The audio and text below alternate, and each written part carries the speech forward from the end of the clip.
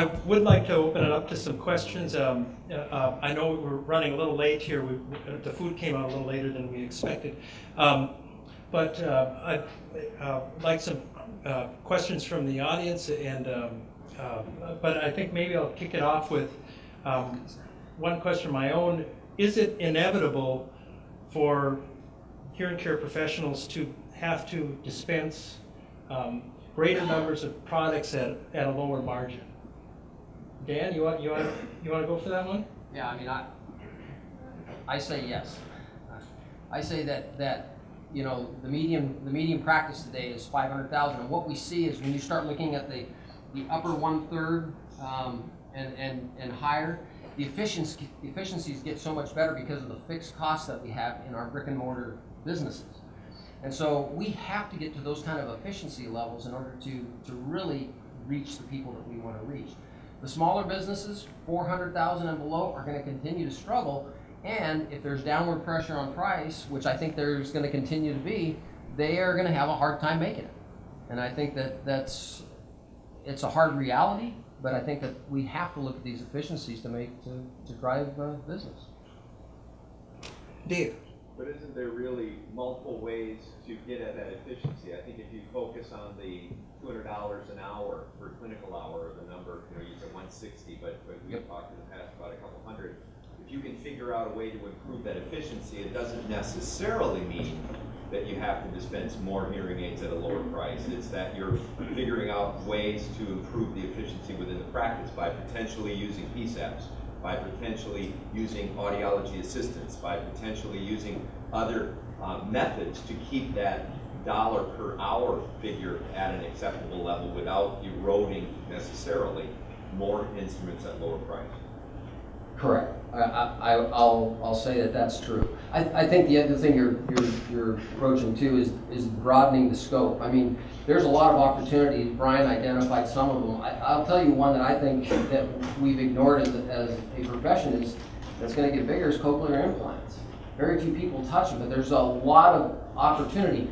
Had the opportunity to work with a gentleman. We went in and sampled a number of clinics to try to look at what is the percentage of files inside the average audiology office that is really cochlear candidates. The answer is 3%.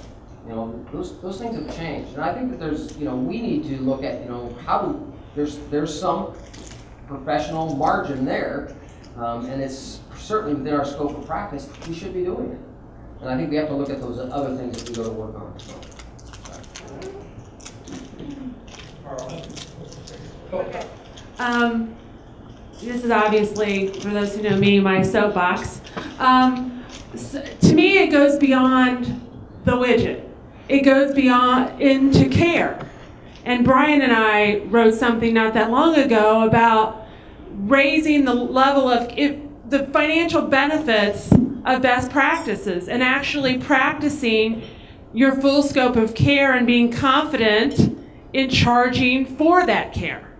And there's so many examples across the country of people who are successfully expanding their practices through tinnitus, which is a low entry cost into care, cash business, through auditory processing and the treatments that go along with that, another cash business. Rehabilitation, which is what audiology is based upon, and really, I just see that we've lost sight of our full scope of care. Too many people giving away, trying to go to the lowest common denominator of care rather than practicing as a doctoral level professional. Than having a comprehensive audiological services. And charging for it. Scott. I'd actually, to play off something that Dave said a moment ago, is again, talking about increasing efficiencies. I think some of that can also come, and I will say is coming from the manufacturers, that the more they increase the efficiencies as to how well their products work, the less work we're going to have to put into them. So then the 8 hours that Dan is talking about is maybe only 5 hours. That will increase efficiencies because the less time we do have to put in to satisfying the patient, because they are satisfied, increases the amount of time we can use to see other patients. And I have felt that over the years, it has improved. So.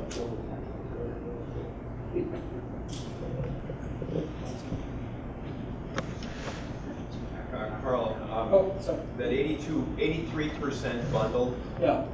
how does that compare with previous years? When you look at the number in isolation, it's a high number, but I didn't hear you say whether that was up, down, or It's stable. up. It's It's higher bundled now. Right. Okay. Generally, in previous surveys, it was around 75 to 80%. So, sometimes I admit sometimes there's statistical quirks in the surveys, but it's at least the same as it was before. Yeah. Probably more to Dan. I think a couple of things for me. Cost of doing business in my practice is like $250 an hour. Keep the doors open when you count for everything. And I think, piggyback up what the woman in the back said, I don't know who said that, we give our services away traditionally. Audiologists aren't, and I think our doctoral program is somewhat, has run askew here on what our real value is as a doctoring profession. And I have to think that maybe, no offense, the academics are somewhat responsible for this, because I think when I work with students in academia, they don't see their value. They think their value is tied to a hearing test. They think everything is free. And they, at one point, audiologists didn't like dispensers, but I don't see a difference today in many audiologists between what educated AUDs have and a non-degreed person does in their practice. And I think it's because of how they're viewed, how they view themselves as a, quote, salesperson. And I think, that deteriorates our profession. Everything is free. They don't charge. And the doctoring profession needs to reach more. Dentistry moves forward because maybe there's blood involved. There's pain involved. We don't reach at all. All we look at is the ear and nothing else. Somebody said tinnitus. That's great. There's balance problems, there's other things going on that we never look at. And so therefore, physicians really don't look at us as a doctoring profession who has value. And as a result, money doesn't come our way. I'm sorry. Roy has a question. Sorry. Observation. Dan had a slide which you kind of went through it quickly and said this is an example, and you went on.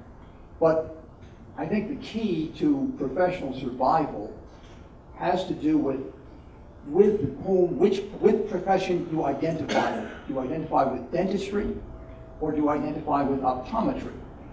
Right now, the profession of audiology is on the way to the optometric model, where, with due apologies to Aneen, unbundling was the undoing. Because if you go to Costco, they'll charge you $25 for the optical exam and $275 for a fashion pair of frames that you pay $600 or $700 for at a private optometrist. Now, if the audiologist aspires to the dental model, what's different about dentistry? It's more than blood and pain, which is hardly appetitive. What it is there is a custom morphologically designed product which is inextricably bound with the service the dentist provides. Now, what's the closest analogy that the audiologist has to a morphologically custom product that's uniquely bundled with what they do as a service? The answer is custom hearing aids. But custom hearing aids have gone, again, crossed down from their ascendancy in the 70s, perhaps early 80s. It is now a minority share. And the art of taking an impression, the art of converting the impression scan to an effective, viable design, both the audiologist taking lousy impressions, garbage in, garbage out, and the manufacturer's inability to quantify the Merlin-like characteristics of their key designer, who, despite his best efforts to train a cadre of apprentices, cannot pass on that skill. The universities don't have a clue because the manufacturers have relegated the details of fitting a hearing aid to a black box, which is not even designed, described in a flow chart, for fear that it'll be reverse engineered by one of their competitors. So the audiologist is storm-tossed about. But if we want to survive as a profession, it's going to require going back to custom hearing aids, and the manufacturers realizing that that is going to save their fat as well as the audiologists. And I think we have time for one more question.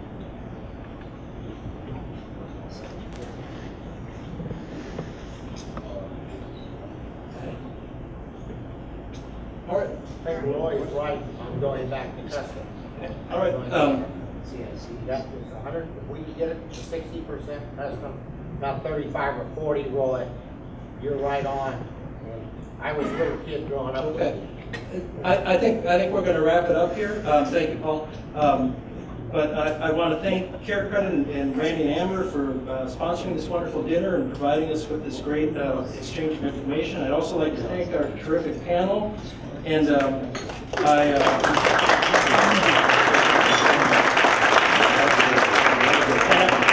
I hope the discussion served to give you some more background and some ideas about our rapidly changing market and field. And I hope to see you at the convention. Thank you.